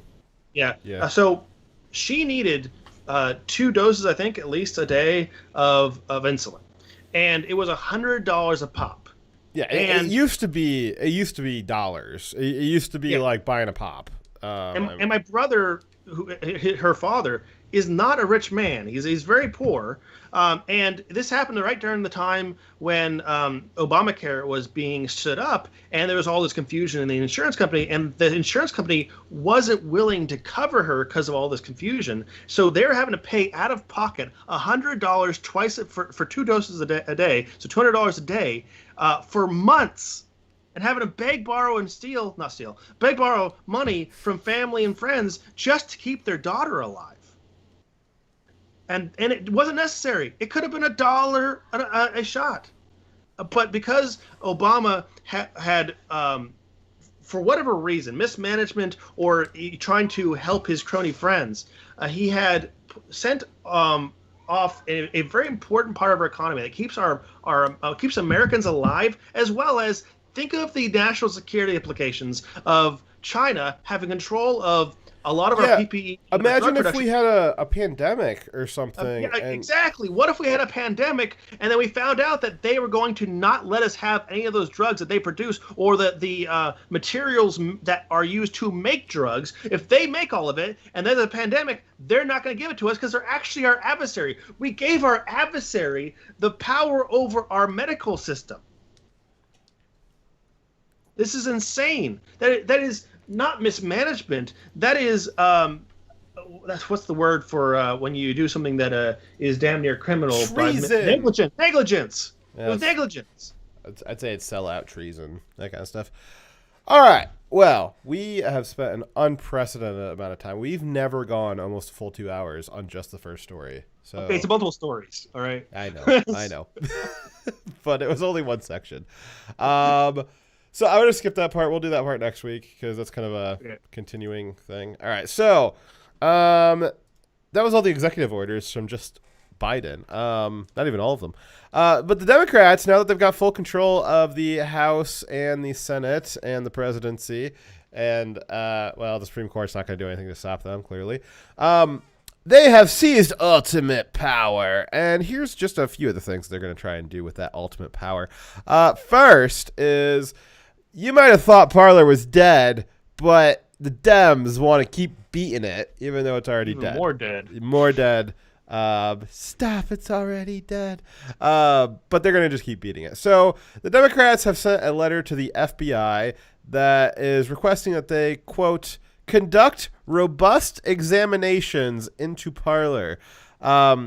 Which, I seem to remember the I in FBI standing for investigation, not robust examinations. It really sounds like they're directing the FBI to go hunting for a crime. Not that there's a specific crime.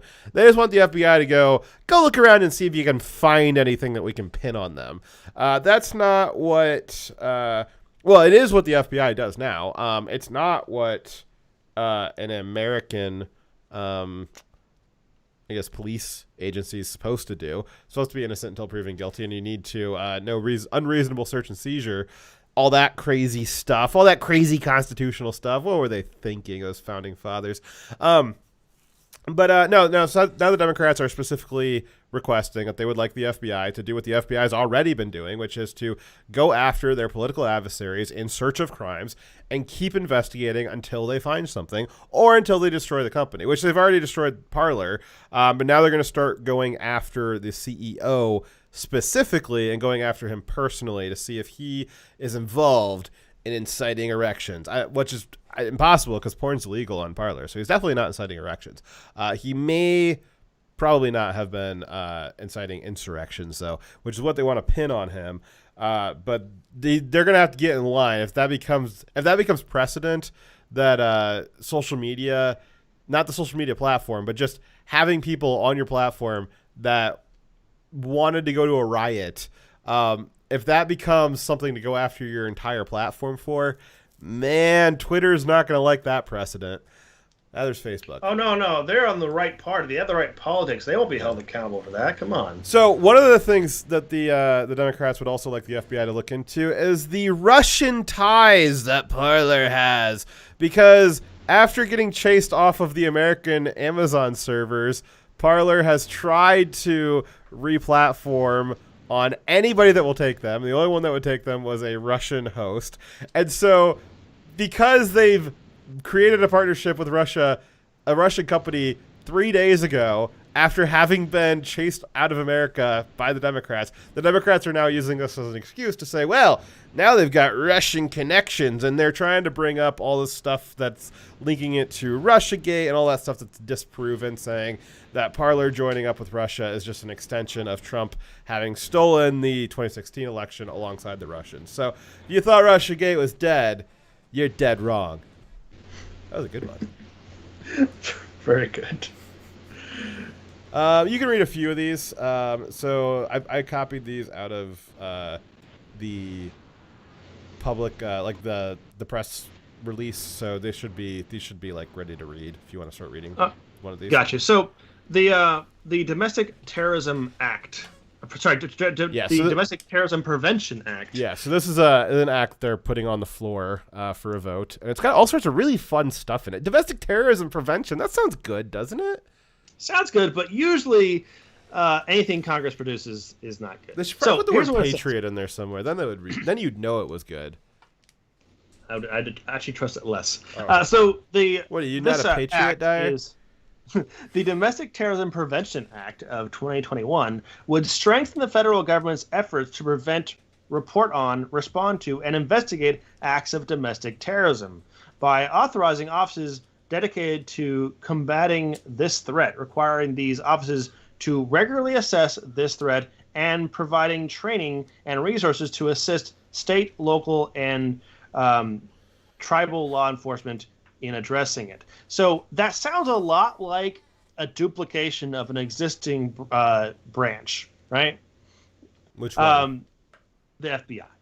Oh. They're talking about creating a law enforcement branch that will do domestic investigations into terrorism.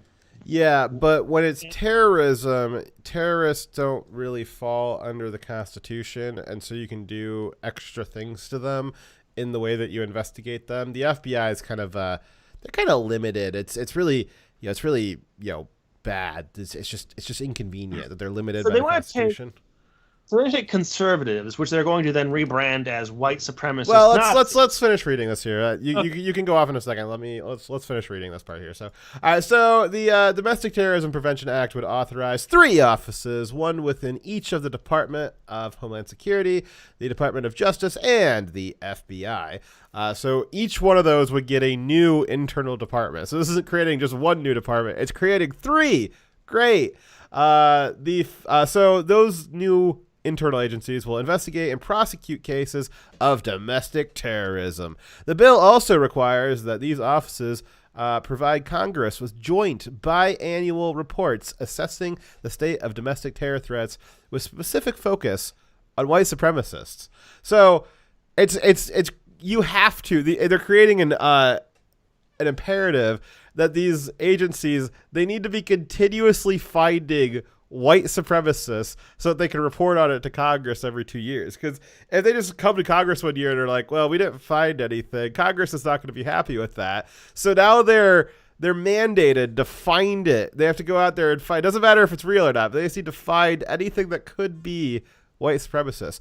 And I have up on the screen here, I've got a picture of a smiling white child. And as we all know, the media told us that the smiling white child is is basically in the embodiment, it's the avatar of white supremacy. So if you're white in America, you best not be smiling. You best not be smiling for at least the next 4 years. Otherwise, this group will be looking for you. Yeah, the DTPA, they're gonna come for you. Oh, yikes. Yes. So the DTPA also codifies the Domestic Terrorism Executive Committee, which would coordinate with the United States attorneys and other public safety officials to promote information sharing and ensure an effective and responsive and organized joint effort to combat domestic terrorism. So, the legislation. So one of the things with that is, as you're about to read, is linking up with the DOJ, the FBI, and the DHS. Now, the DHS is kind of the oddball out there. Be gone from me, you soy boy beta cock. The transaction is complete. When did Congress gain the power to tell the FBI what to do? I thought they were law enforcement, which falls under the executive branch, not the legislative branch, which is where Congress has power. So that's kind of the beauty of it, Triumvirate. You're not wrong that Congress doesn't have the power to tell the FBI what to do. What they're doing is they're creating new, because they can create agencies, Right. And then they can, ask the agencies what they're doing, and they can, create agencies with certain tasks in mind, but it's really the executive that gets to decide how that's executed. But what they're doing is kind of cheeky, because they're not telling the FBI, DHS, and DOJ to do that stuff. They're creating new offices inside of these existing agencies. So they're creating a sub-agency within them that will now do what they want them to do. So it's a little sneaky how they're doing it. But I see what you're saying. But they're trying to be sneaky with it. It would be great is, I don't disagree with you. And I think this is kind of outside the spirit of what they're supposed to be doing. And if only the founding fathers had thought of some kind of third branch of government that would make a decision about the legal constraints as to what the other two branches were supposed to do. If only we had a branch that did that, but we don't, because they're cucks. So That's ridiculous. Yeah, that doesn't exist. Exactly. So, but what you're about to read here is that so they want to do information sharing amongst the DOJ, FBI, and DHS. DHS is a little bit of the oddball out there, because the DHS kind of more of a external threat. They're kind of more focused on non-domestic, even though they're homeland security, but it's about threats coming in from the outside, or threats that might be externally sponsored threats but might have cells internally here. But typically it's focused on foreign sourced terror that's coming from abroad.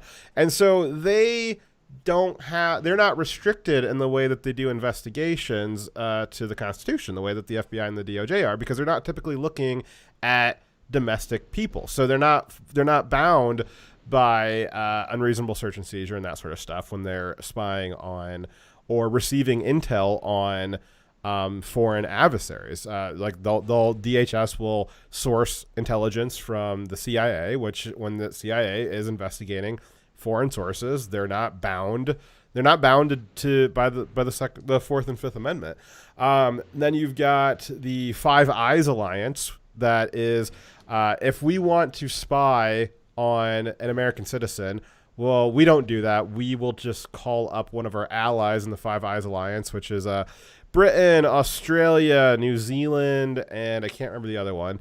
But we've got an agreement with each other that because each one of those countries, their spy agencies are not allowed to spy on their own citizens. So if they want to do that, they'll just call up somebody in the alliance and say, hey, this is CIA. Hey, Australia, can you spy on Direwolf? Because we're not allowed to do that. But if you spied on Direwolf and then sent us the information that you found on him, well, that would suddenly become legal. So we're going to do that. So having all three of these things linked together with the DHS, which will source intel through the CIA, and the CIA being able to source intel through the Five Eyes Alliance, this creates this intricate web of, again, not conspiracy. This is all sourceable. This is all information you guys can go out there and verify on your own. This isn't anywhere close to crazy conspiracy theory. It's just they keep making more and more and more agencies to try and make it confusing. But through this, now the FBI and DOJ are going to get access to the type of information that they normally legally wouldn't be able to procure. And they're going to be able to do that with a specific mandate to hunt down, quote unquote, white supremacists. And what is a white supremacist? Well, I've got one right up on the screen there. It's just a white child smiling as an example of white supremacy. So enjoy that, guys. Be a lot of fun. Right. It's just like authoritarian dictatorship with more steps. They're just building the apparatus for which they will use to crush their political rivals. It does not happen overnight. It takes steps to get there. So the legislation requires that the DOJ, FBI, and DHS to provide training and resources to assist state, local, and tribal law enforcement agencies in understanding, detecting, deterring, and investigating acts of domestic terrorism and white supremacy. I like how Finally, white supremacy and domestic terrorism are two different things. So just like if you're gonna like blow up a building, that's domestic terrorism. If you're, I guess if you're smiling while white, that's white supremacy now. So just like an act of white supremacy, not terroristic, is apparently falling under this purview of investigation. That's a pretty broad mandate. That's pretty broad mandate there. Not just acts of terrorism, but anything that's white supremacy, which, as you guys all know, the left has a very, very broad definition of what constitutes white supremacy. That's a pretty broad mandate. Yeah, and I think they're saying terrorism not because that is really what their goal is. It's because this is meant to paint. It's a pretense. It's got to have a pretense, right? Right, it's the pretense. And they're painting any group that they are now going to label as white supremacists, which, by the way, they've said that the country itself and its founding is white supremacist. You could pick any topic, and I'll bet you'll find an article saying that thing, whatever thing you're thinking of right now, is also a sign of white supremacy. Being black, but not black enough, is a sign of white supremacy. Being happy with your life and being black is a sign of internalized white supremacy. Well, and a very real example of that is the Proud Boys. So the Proud Boys are led by a black Cuban immigrant, and he they said that he's a white supremacy. They say that the Proud Boys are a white supremacist organization that are led by black people, and that is.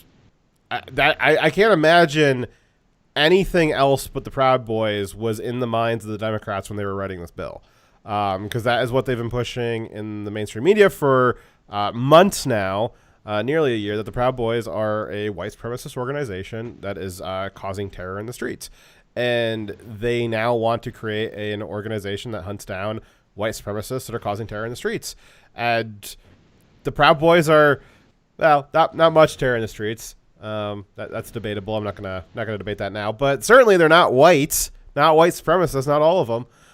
So that's gonna be interesting.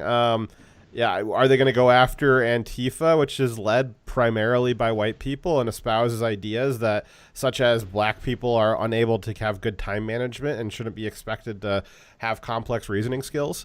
Are they gonna get hunted down for white supremacy? Doubtful. Yeah, highly doubt that. Honestly, on that point, there's going to be a lot of people who are not white who are going to be persecuted by this. Oh, well, we'll read this final sentence here because it's my favorite part, and I'm sure you're going to love it because it's coming for you. All right, so finally, DTPA directs that DHS, DOJ, and FBI and the Department of Defense to establish an interagency task force to combat white supremacy, infiltration of the uniformed services, and federal law enforcement. So they're going to be doing purity tests on the military. If you were involved in MAGA or ever said anything positive about a Proud Boy or voted for Trump or maybe watch, Tucker Carlson every now and then.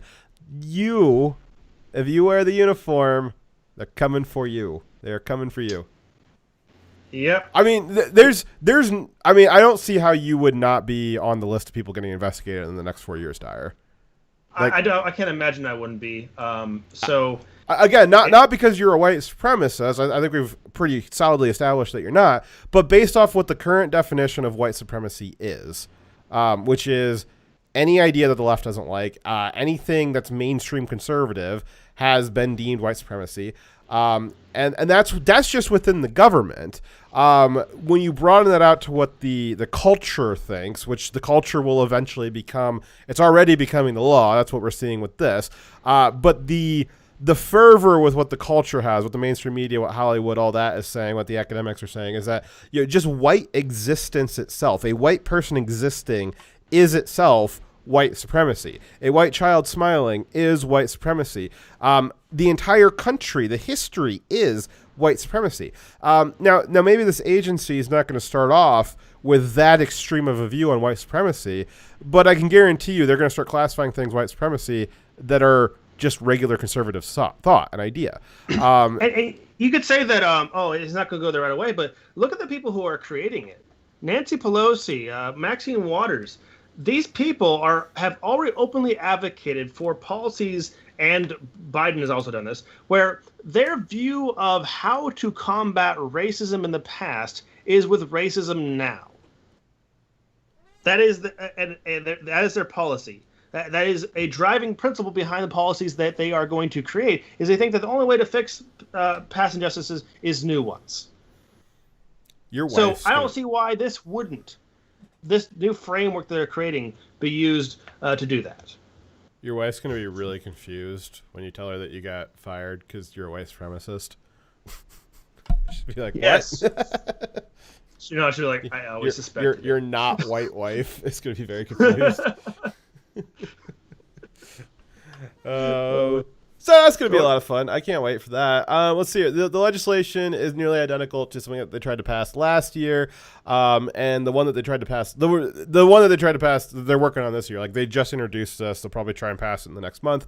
So it hasn't had time to pick up endorsements yet, but it's very similar to the one that they tried to get in last year, which picked up endorsements from notable organizations such as the ADL, the Arab American Institute, which if the Arab American Institute is supporting it, you can pretty much guarantee that it's not going to go after Muslim terrorists. Let's see, we got the Jewish Action Center for Hate and Extremism. You got the Human Rights, which is funny because it's probably going to also target Ben Shapiro. Because he's a white nationalist now, right? Exactly. You got, let's see here, the ACLU, the Leadership Conference on Civil Rights and Human Rights, Muslim Advocates, and the NAACP, along with lots and lots and lots of other, also the SPLC. Oh yeah, they're great. If the SPLC is endorsing it, you know it's racist. Yeah. It's funny how many anti-racism groups are just racist. So I think that this is going to be the route through which it is legalized to end grassroots populist campaigns like Trump's. Just abort them in the cradle immediately. Where somebody like a Trump that comes out of nowhere and starts up a campaign and tries to get into office in a populist way, something that has no pre-existing connection to the establishment, or if they do, like Trump did, it's something that's tenuous. This will be the method through which they are, legally, quote unquote, legally allowed to say, nope, this person's not allowed to run for office. They're actually under investigation for domestic terrorism now. For advocating it, for whatever. And they'll start doing what they did to Trump, which is maybe not the man himself, but everybody around him, everybody that helped with his campaign or was in his administration. All of a sudden, just one by one, there'll be the pre-dawn raids where they're going in, full stock and barrel, fully armored up to go arrest 60-year-olds with CNN watching them. And just start putting people in jail. That's they did that just through any way that they could the last 4 years. But it was very obvious that it wasn't really above board what they were doing when there's 20 people around Trump, his closest allies who helped him with his campaign and were part of his administration, all going to jail for these weird reasons. It looked weird. They're not going to be able to get away with that forever. So this will be the way that they can do it, kind of more of an official capacity. They love that air of legality to it when they're using it through one of these, through this new organization. You can say, well, it's not just that we got the police state. Well, this new populist candidate, well, they were domestic terrorists. That's why the Domestic Terrorism Prevention Task Force went after them. What are you not a patriot? You want domestic terror? Come on, man. Come on. Come on. Yeah, that's kind of how it's working. And, the thing is, I think some of the Republicans are, kind of been on board with the going after Trump and his followers because they saw him as a threat to their power as well. But it's very self-destructive because this is going to be used against them, too. They're talking about removing conservative and Republican members from Congress. You notice I divided those two things because they're not the same thing. Well, I got a lot of problems with Ted Cruz, but the same Democrats that are putting forward this bill, they have labeled Ted Cruz. I got a lot of problems with him, but I don't think that he is a white nationalist revolutionary general that they're painting him as. But the same people putting forward this bill have said that Ted Cruz is the type of person they would want to go after with this, that he is a white supremacist, that he is fomenting domestic terror. And they're serious about it, and the media agrees with them. And then now they're creating an organization that's trying to go after, again, quote unquote, white supremacist domestic terror. Why wouldn't Ted Cruz be on that list? That's what they said that they wanted to have on there. So somebody as regular as Ted Cruz is would be presumably on these lists. Yes, and the more they're marching down a very dangerous road. No. They are at the destination. They are at the destination. It's just got to go through the motions. Like it's just going to take some time to implement all this stuff. We're not marching down the road anymore, Dyer. We're there. We're there. Okay. Just listen to what I'm saying. We're marching down, and the destination is already predetermined. We're not there yet, but you can see the destination right ahead of us, right? Their actions are already in place. They've already advocated for camps. They've already advocated for re-education and imprisoning political rivals, which are us. They've already demonstrated that everyone that disagrees with them is in the category of the people they want to destroy. So the only question is how. I don't think that they can stop. It's kind of like the political will is a train that's already in motion that takes too long to slow down. I don't think they or the radicals that they have made can change their political outcome. And right? that's why you make agencies like this. So up through now, they've been able to use the mainstream media and just their own party to try and keep that ideological purity, where if anybody strays too far from the mark, they will either bring them back forcefully through embarrassing them, or they'll expel them from the party. This will now that they've got an actual legal entity, or they will very soon, trying to enforce this stuff. Well, if you stray too far, then maybe your campaign gets a knock on the door one night and they raid your office because it's you're straying a little too far. You got some white supremacist leanings in there. I bet you do. Yeah. So the question is, how long will those who are there seeking to oppress will allow it? Well, and what will they do? And if they will ever fight back? That's the question. Somebody said a couple weeks ago is all of these rules and mandates. These are letters to Santa without people to enforce it. And so there is going to be, as much as the Democrats want to do all this stuff to you, it's just letters to Santa unless they've got some FBI thugs, some DOJ thugs. God forbid, eventually some military thugs to walk around, go door to door, break into your house, take your stuff, take you to jail, take you to wherever, take you to a camp. This is all just letters to Santa unless you got some people to do that. I think that we've seen in the FBI that they are willing to, from the top to the bottom, the FBI is absolutely willing to do that. We've seen that with the police in a lot of cities, not necessarily every town, not necessarily every city, that are fully willing to do that. We've seen all the government agencies under Obama, the IRS, the EPA, all of them were very willing to do whatever it is that Obama wanted them to do in targeting conservatives for their 501c3 status, for auditing them over and over again, for doing all that stuff. More than willing to enact all of these fascist policies. And so, yeah, that's what we're going to end up seeing. And I'm concerned because we've not seen any significant pushback from the quote-unquote boots on the ground in the federal agencies ever. They've always just said, yes, sir, we will go ahead and enact that policy for you. No problem. Constitution, what's that? We've never seen that. Never seen any kind of pushback, no matter how bad it's gotten, no matter how unconstitutional it's gotten. I don't see any reason why it's going to start now. So that's where we're going to be at. There's nothing that's going to stop this. There's no reason to stop that. This will stop. I don't see any mechanism. There's too much inertia, man. Yeah, I don't see any mechanism on the horizon under which this would stop. It will keep going until we get to the end game, which will be... People like me are next on the chopping block, honestly, because the closer they get to forcing people into having to take action or capitulate, those are the two options, right?